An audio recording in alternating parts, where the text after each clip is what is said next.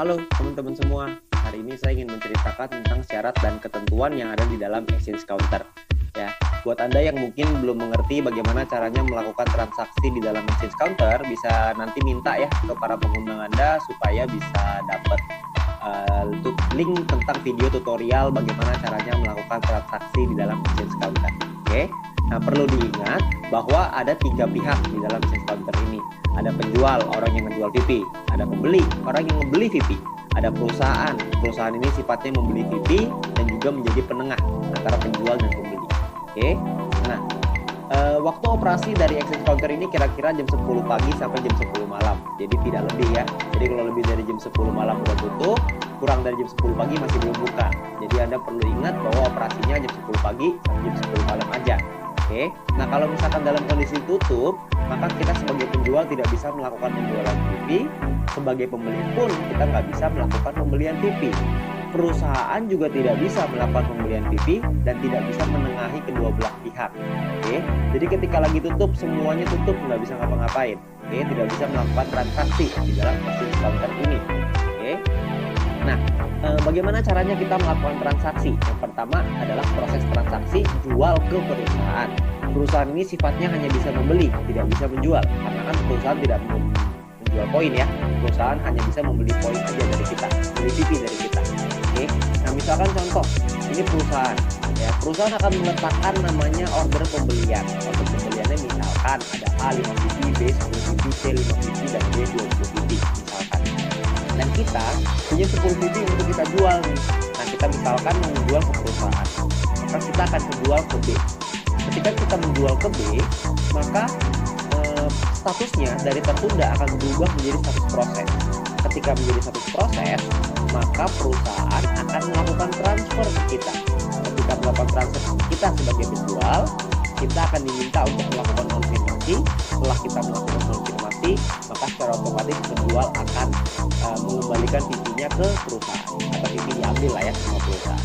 Perlu diingat bahwa perusahaan akan mengalokasi dana dari profitnya sebesar 50% maksimal dari keuntungan perusahaan yang akan dikembalikan lagi ke member.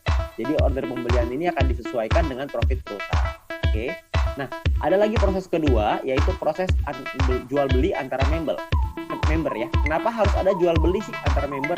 Karena sederhana sekali, gampang gitu ya. Karena banyak banget member yang pengen beli VP, gampangnya gitu. Banyak banget member pengen beli VP untuk apa?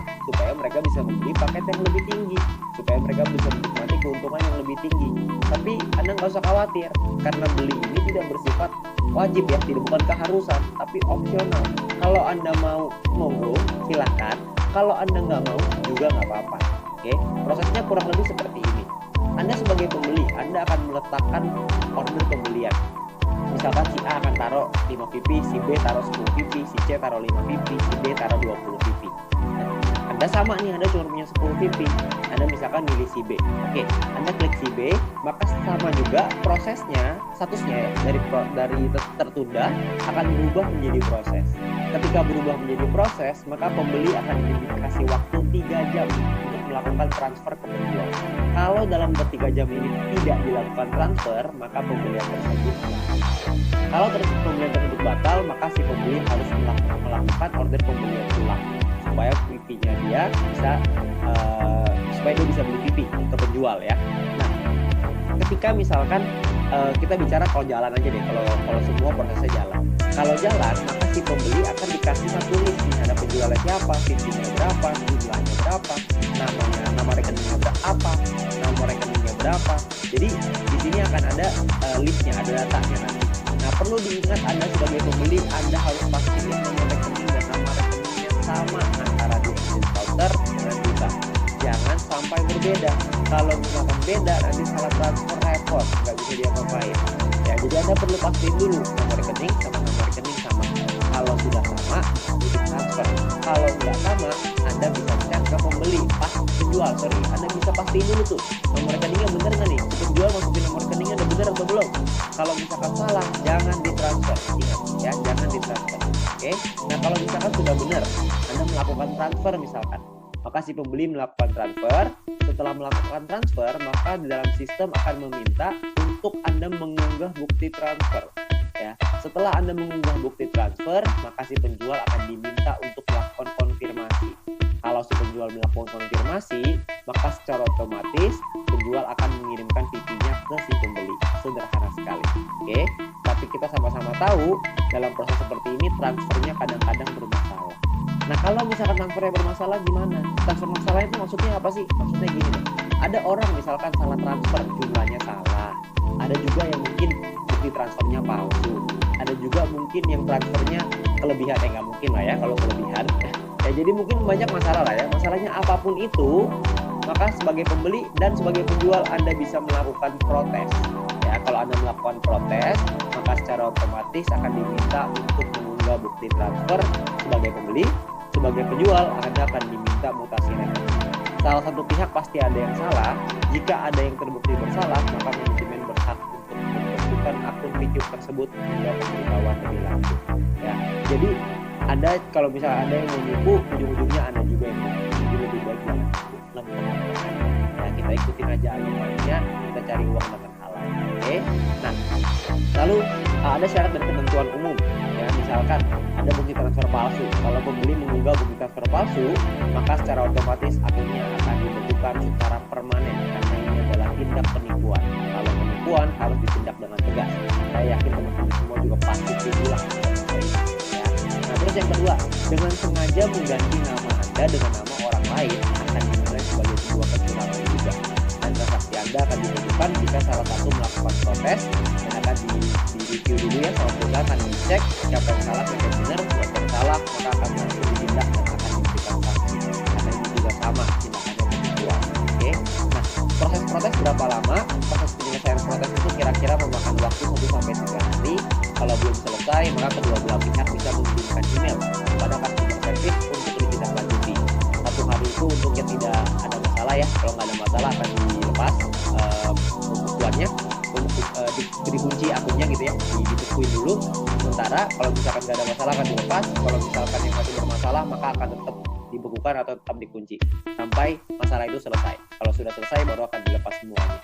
Oke, jadi sebisa mungkin kita meminimalisir adanya masalah. Sebisa mungkin buat mungkin teman-teman, saran saya adalah udahlah, kalau buat yang mau nipu jangan nipu. Buat apa? Buat apa juga kita punya uang, tapi kalau uangnya uang haram, betul nggak? Ya.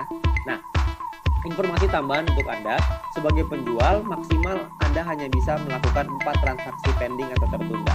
Jadi Anda hanya bisa melakukan penjualan TV ke 4 transaksi berbeda. 4 transaksi. Kalau transaksinya masih belum selesai, maka belum bisa jadi yang kelima. Ya, hanya bisa selesaiin dulu salah satu, Anda baru bisa buka satu lagi. Anda baru bisa jual ke satu lagi. Ya, jadi jika salah satu sudah selesai, Anda bisa menambah 1 transaksi lagi.